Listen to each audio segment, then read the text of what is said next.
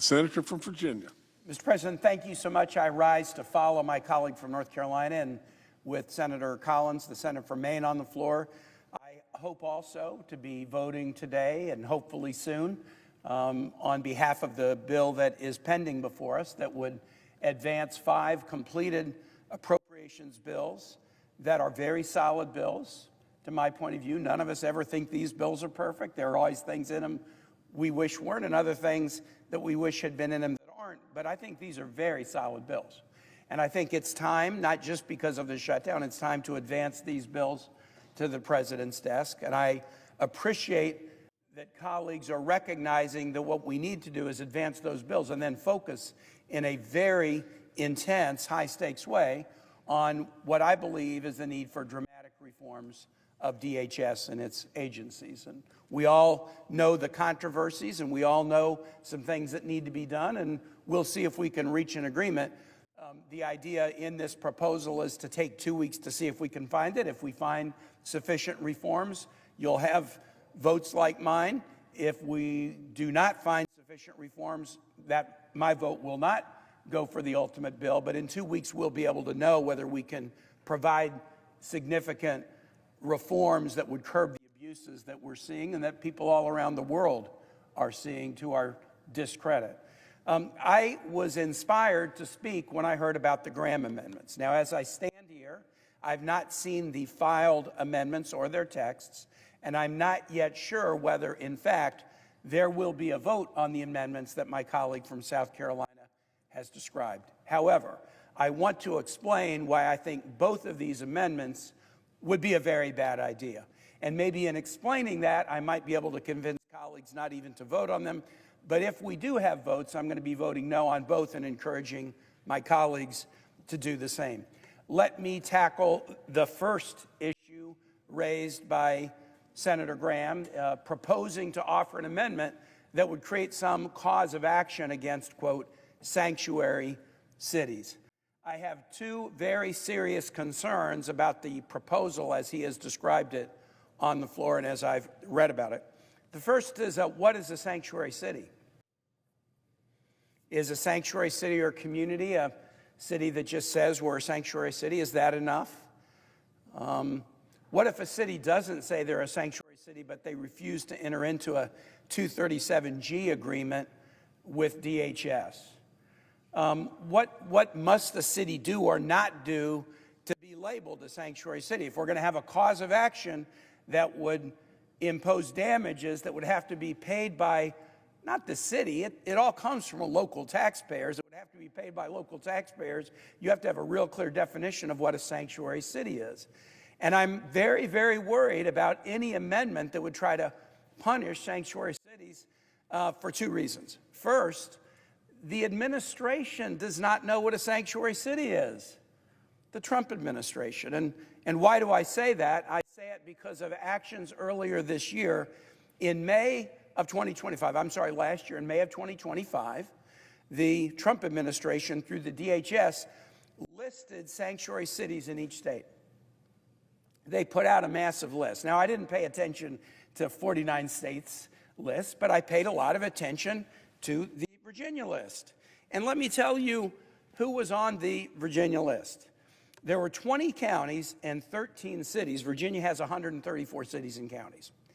So the Trump administration said 20 counties were sanctuary counties and 13 cities were sanctuary cities. But when we looked at the list, it was comical. It was like Stephen Colbert or somebody had written this list. One of the counties listed was Martinsville County. That's not a county in Virginia. One of the cities that was listed was Tazewell. But wait, that's not a city in Virginia. There is a town of Tazewell that has 4,000. There's a county of Tazewell that has 40,000. It's not clear whether Tazewell City was meant to refer to either or both of those communities. The list of 33 was rife with not only errors but misspellings, but my favorite one was this. One of the cities listed as a sanctuary city in Virginia, Duffield, Virginia.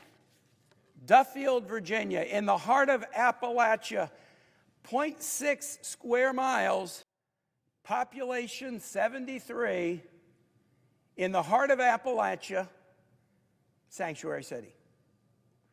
Well, I don't know, maybe Duffield is a hotbed of like immigrants or something. I went to the census data, the 2020 census data, the 73 people that live in that 0.6 square mile town, 100% Caucasian.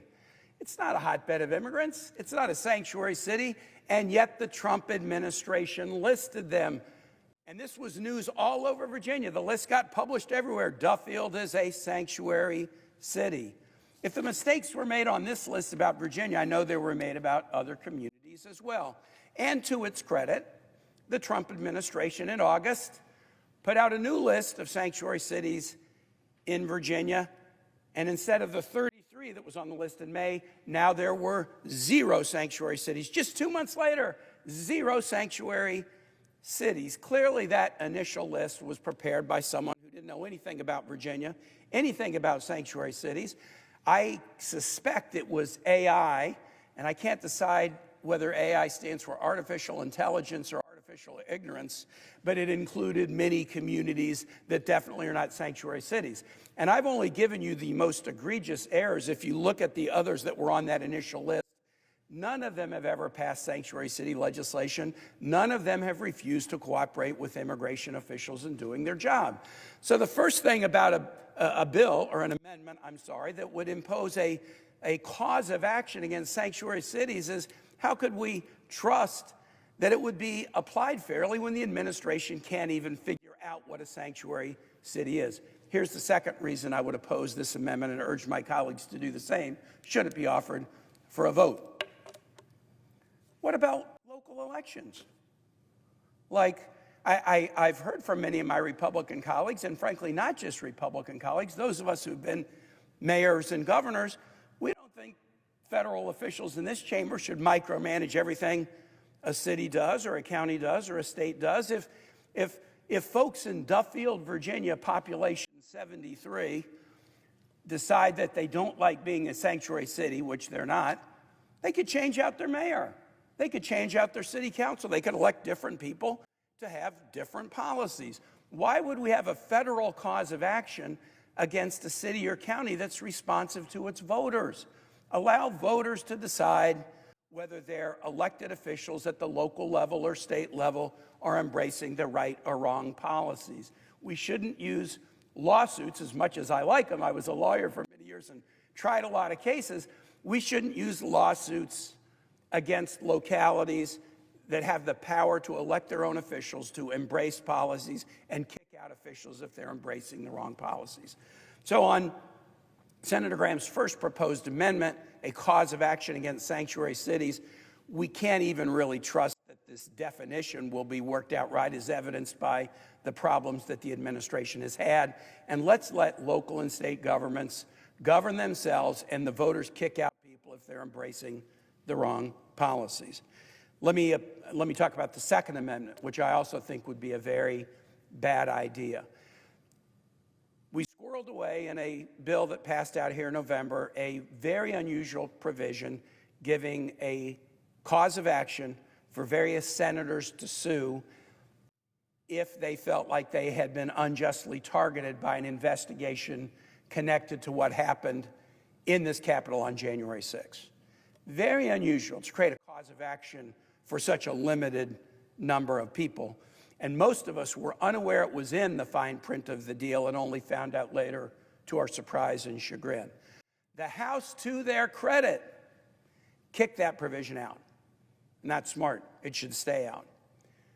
Senator Graham is now proposing an amendment, and I'm at least gratified that he's not proposing an amendment that just gives like a special, easy pass lane for senators to bring lawsuits.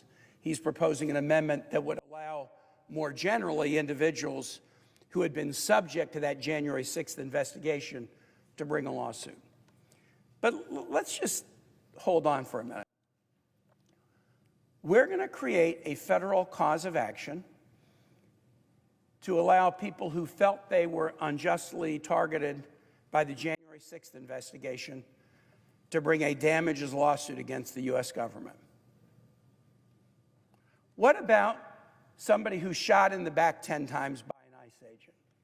Like, shouldn't that person be able to bring a cause of action against the federal government? That person can't. Not only because the person is dead, Mr. Preddy, but because federal law does not allow that lawsuit.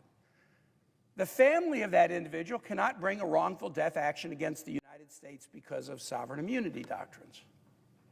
What about somebody manhandled or beaten by an ICE agent or a federal prison guard? Or what about somebody who is mistreated by somebody in a TSA line, a TSA employee? I mean, shouldn't there be a cause of action against a federal employee who abuses somebody in another way? But there isn't. Federal law generally prohibits these claims because of sovereign immunity doctrines against the federal government, and it is near impossible to bring such a claim against the individual federal employee that carried out abusive behavior. So the proposal that Senator Graham is making is to say individuals who were targeted in an investigation about an attack on this Capitol to overturn the peaceful transfer of power will be given a unique status in American law and be able to file lawsuits against the federal government or against federal officials in a way that no one else can, even people who have been grievously injured or even killed by the actions of federal employees. We should not elevate people's concerns about the January 6th prosecution and give them a special status in American law above those who have suffered grievous physical injury and even been murdered. We shouldn't. Now, Senator Graham is a good lawyer, tried many a case. He knows that there has long been a debate about whether and under what circumstances one might create a cause of action for individuals, a federal tort claim for individuals who have been on the receiving end of illegal behavior by federal employees. That's been a debate that has been kicking around for a long time. And if Senator Graham or anyone in this chamber wants to engage in a discussion about what should the parameters of such a cause of action look like, and how it shouldn't be just for one group of people, but it should be for anybody whose rights have been grievously violated by the actions of federal officials, that would be a worthy discussion to have. It has some challenges to it. It's not an easy discussion, but it's one that's been going on for a long time, and it would be a worthy discussion to have. But for God's sake, especially in the aftermath of these horrific killings of these civilians in Minneapolis who don't have any ability to seek compensation from the federal government for their losses of life, let's not create a cause of action for a certain group of people who were investigated over their role in the January 6, 2021 effort to overturn the peaceful transfer of power in this country.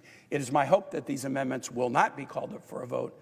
If they are, I will strongly oppose them and encourage my colleagues to do the same so that we can move forward on passing the appropriations bills and then getting into a focused discussion about DHS reform. Thank you, Mr. Chair, and I yield the floor.